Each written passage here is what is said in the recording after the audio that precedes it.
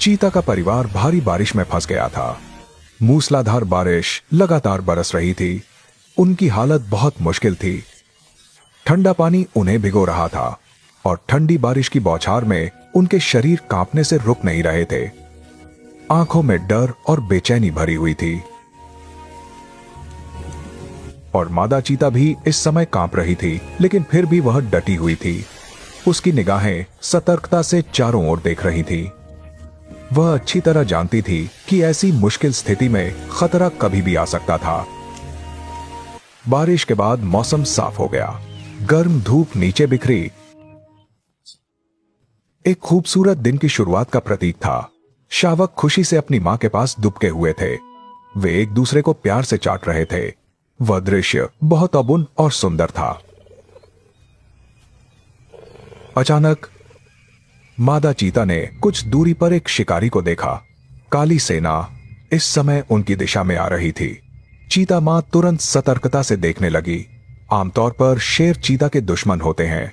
एक बार जब शेरों को पता चलता है कि उनके क्षेत्र में अन्य प्रतिस्पर्धी हैं, तो वे बिना किसी दया के उन पर हमला कर देंगे। नर शेर का आकार चीता से 5 गुना बड़ा होता है, लेकिन एक अकेली चीता मां के रूप में वह भाग नहीं सकती थी, क्योंकि उसके बच्चे भी थे।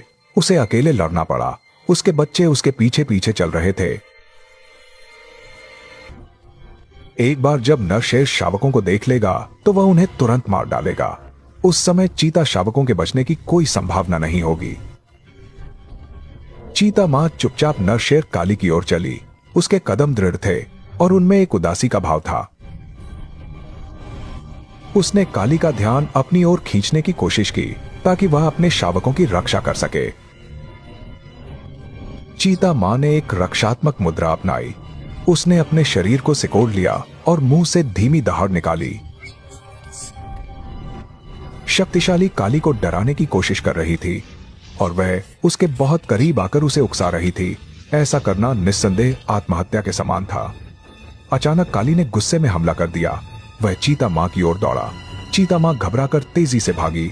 उसका शरीर घास के साथ बीच से तेजी से गुजरा, लेकिन उसके शावक अभी भी वहीं थे। ऐसे दुर्लभ दृश्य में सौभाग्य से शावक सफलतापूर्वक भाग निकले। हालांकि काली का बेटा हार मानने को तैयार नहीं था। वह मादा चीता की हर हरकत को ध्यान से देख रहा था। उसकी आंखों में जानलेवा इरादा था। वह धीरे धीरे पास आई, लेकिन एक मां के तौर पर चीता अपने दुश्मनों का सामना करने के लिए कुछ भी कर सकती थी। वह गुस्से में दहाड़ते हुए एक भयंकर मुद्रा में दुश्मन की ओर दौड़ी। प्रतिद्वंद्वी को डराने की कोशिश कर रही थी। गुस्से में आए काली के बेटे ने उसका पीछा किया।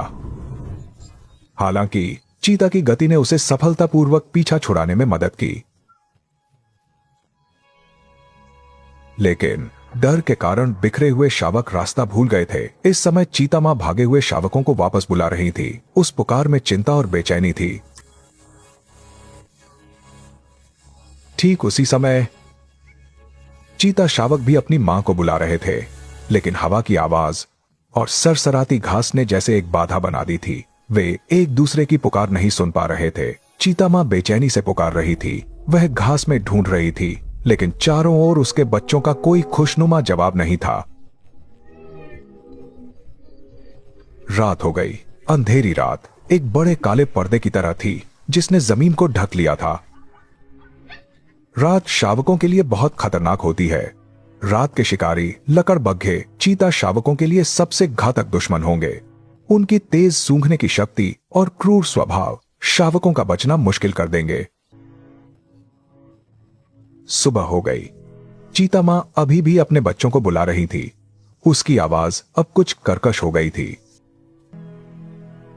सौभाग्य से चीता मां ने 3 शावकों को वापस पा लिया। दुर्भाग्य से बाकी 2 वापस नहीं आए। शायद उन्हें लकड़बग्घों ने मार डाला था। दुखी मां बार बार पुकारती रही। उसकी आवाज दर्द से भरी थी। वह अपने बच्चों के जवाब की उम्मीद कर रही थी, लेकिन वे कभी वापस नहीं आएंगे।